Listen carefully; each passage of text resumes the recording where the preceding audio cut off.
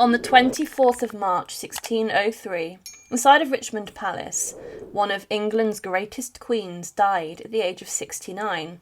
She was the woman who would execute her own cousin, who was an anointed queen, and she would also see off the biggest threats to England of the 16th century. Elizabeth I was a woman who was sick a number of times throughout her life, and she was a queen who, despite being incredibly powerful, was haunted by bouts of crippling self-doubt with regards to her looks. She would be scarred from smallpox heavily on her face, and despite surviving the deadly disease when she was younger, she would be possibly killed by the efforts she made to cover up the scars. For the real cause of Elizabeth I's death has been debated by historians for centuries, but there could have been one way that she may have prevented her death, and it related to the heavy makeup that she wore. But what is the story of Elizabeth I's cause of death? Elizabeth I for some time had been very down and depressed. She would, as 1603 came around, experience a number of heartbreaking losses.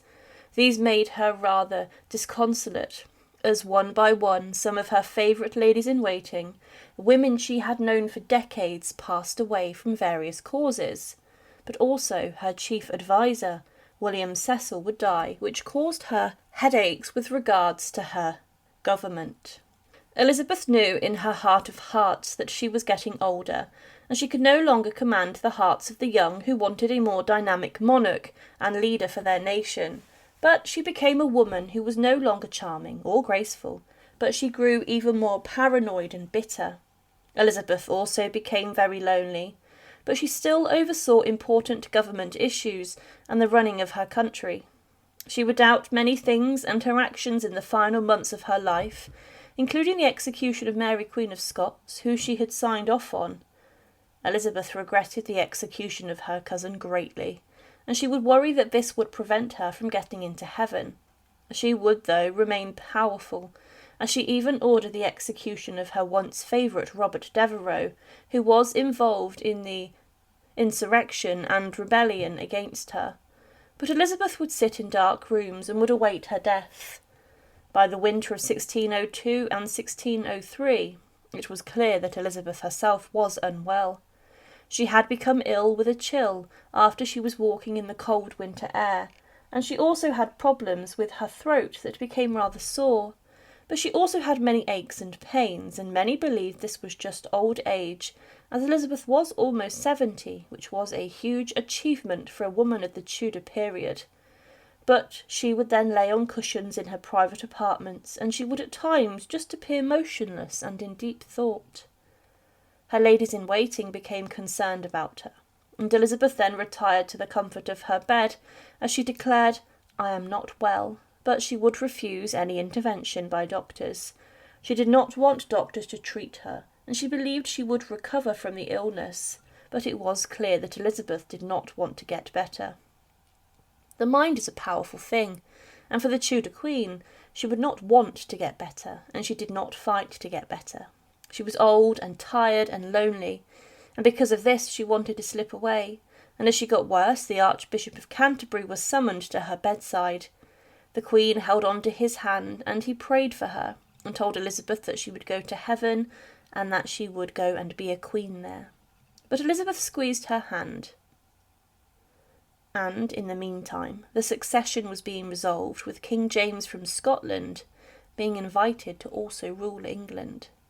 It was clear that Elizabeth I was dying, and those around her held vigil around her bed as she fell into a deep sleep in the evening of the 23rd of March 1603. But in the early hours of the following morning, Elizabeth I died. The death of the Queen was announced on the streets of London, and the Queen wished for no post-mortem. Her body would be embalmed and then placed into a lead coffin. But for years, the question as to what killed Elizabeth had troubled historians. Many believed that she died from a pulmonary embolism, or that her sadness and depression contributed to her downfall, as she would not fight to get better. However, others have questioned that she could have also died from blood poisoning or sepsis. This may have been caused by her makeup and the thick white makeup that she wore. As mentioned, this was to cover up the scars on her face from smallpox, and she wore this heavy white makeup.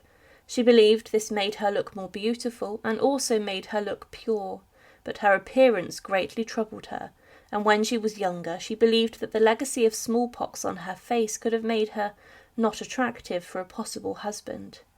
One visitor to court said, "When anyone speaks of her beauty, she says she was never beautiful. Nevertheless, she speaks of her beauty as often as she can."